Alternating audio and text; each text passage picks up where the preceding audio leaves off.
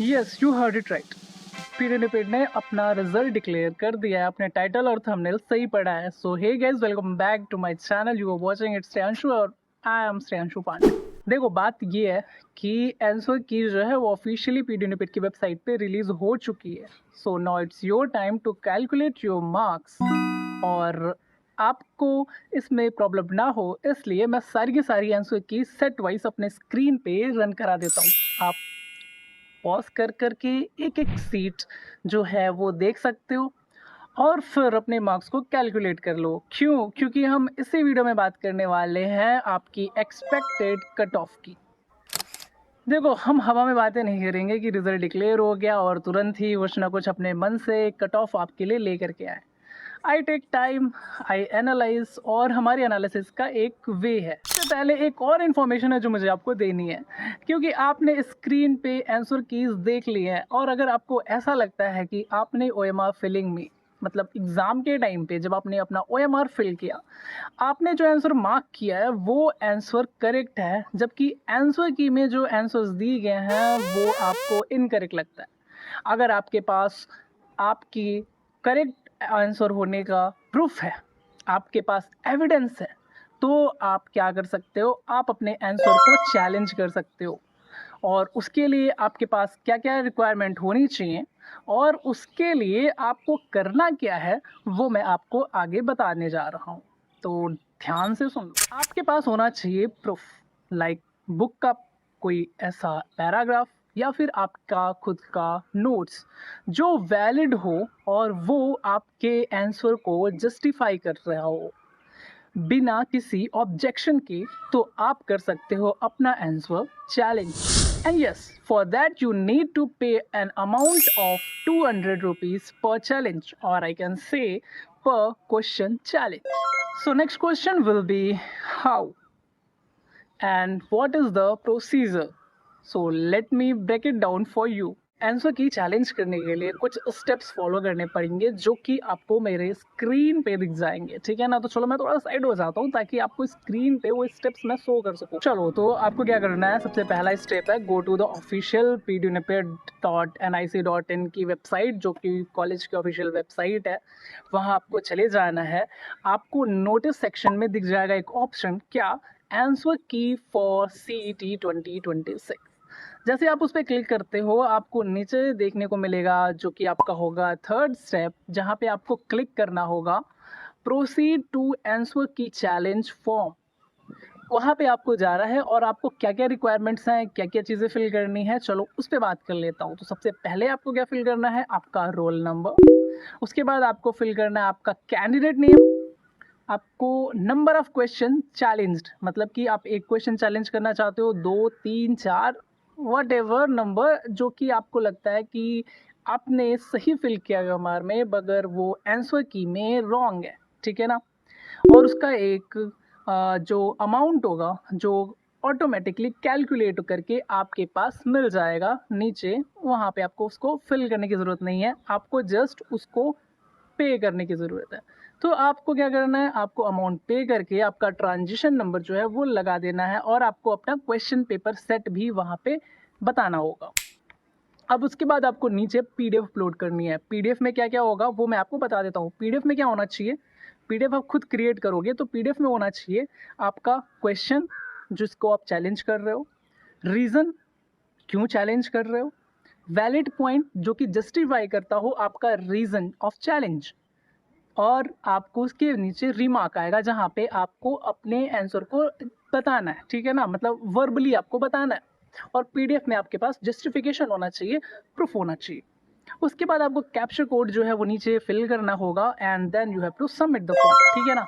तो ये है प्रोसेस आपका चैलेंज करने का, क्वेश्चन पेपर को, या फिर यूँ बोलूँ तो आंसर की को चैलेंज करने का, ठीक है? अब बात कर लेते हैं मोस्ट अवेटेड टॉपिक जिसके लिए आप ये वीडियो देख रहे हो, क्योंकि ये चैनल पे जो भी चीज़ें बोली जाती है वो एक वैलिड होती हैं। चला डिस्कस कर लेते हैं हम एक्सपेक्टेड कट ऑफ की।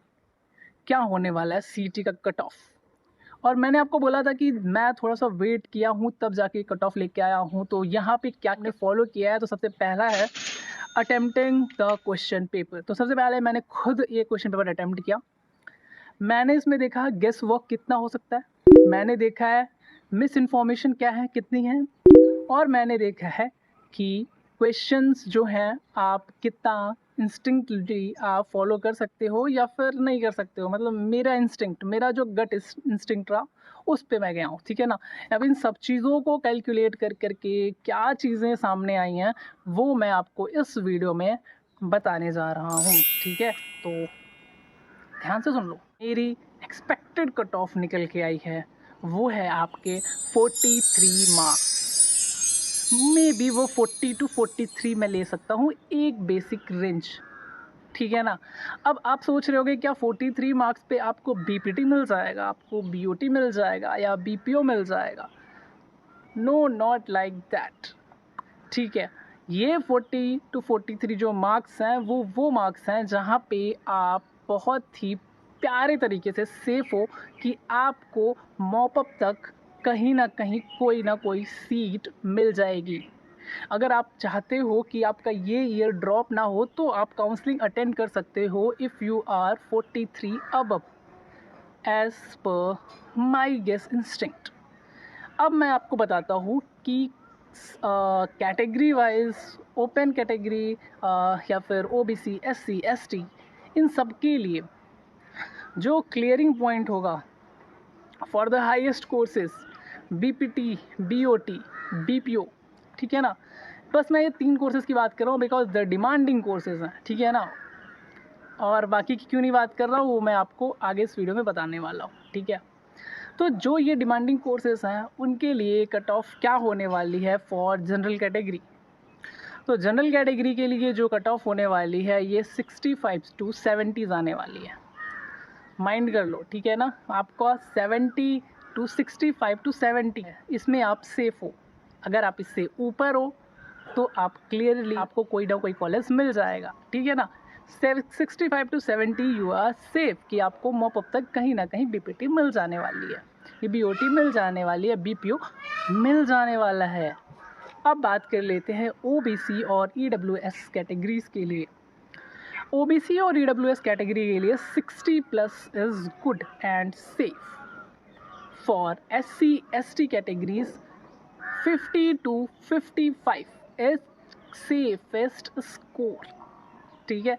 अब आप सोच रहे होगे फिर मैंने 43 क्यों बोला, क्योंकि 43 पे भी चांसेस है कि आप मॉपअप तक आपको सीट मिल जाएगी and this is the calculation जो मैंने किया है। अगर आप मुझको फॉलो करते हो then this is all the cut off marks, जो भी ये जो गेस कट ऑफ है, एक्सपेक्टेड कट ऑफ है मेरे इंस्टिंक्ट से, वो आपके सामने मैंने रख दिया है। अब मैं बात करने वाला हूँ कि क्यों मैंने सारे कोर्सेज़ के बारे में नहीं बोला है और क्यों मैं आपसे ये जो पॉइंट है वो छुपा रहा हूँ।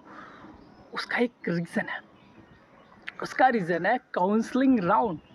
काउंसलिंग जो होता है वो बहुत ही प्यारा राउंड है। यहाँ पे अच्छे अच्छे लोग फंसते भी हैं और जिनके नंबर कम होते हैं वो ऊपर आते भी हैं, ठीक है।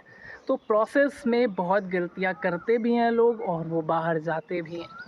ऐसा नहीं है कि मैं आपको बताऊंगा नहीं, मगर देखो अब बात कर लेता हूँ उस पॉइंट की जो अभी तक जो इस वीडियो में बना हुआ है उसके लिए बेस्ट होने वाली है। काउंसलिंग इस चैनल पे 2 तरीके से होने वाली है रिज़ल्ट आने के बाद।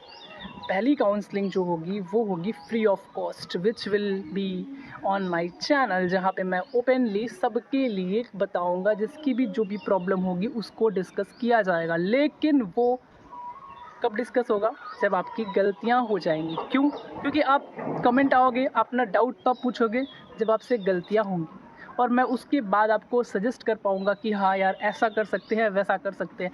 लेकिन अगर आप चाहते हो कि आपसे गलती ही ना हो देन व्हाट, तो उसके लिए है आपका second process of counselling which is paid counselling, जो कि आपको मिल जाएगी मेरे इंस्टाग्राम पे। आपको कुछ नहीं करना है, आपको फॉलो करना है और मुझे डीएम करना है paid counselling and I will help you 1 to 1, जहाँ पे मैं आपसे 1 to 1 व्हाट्सएप पे कांटेक्ट करूँगा और आपकी जो भी प्रॉब्लम्स आने ही नहीं देंगे। हम आपको स्टार्टिंग से एंड तक, जब तक आपका सिलेक्शन नहीं हो जाता, आपको हर एक स्टेप पे गाइड करेंगे, ठीक है ना।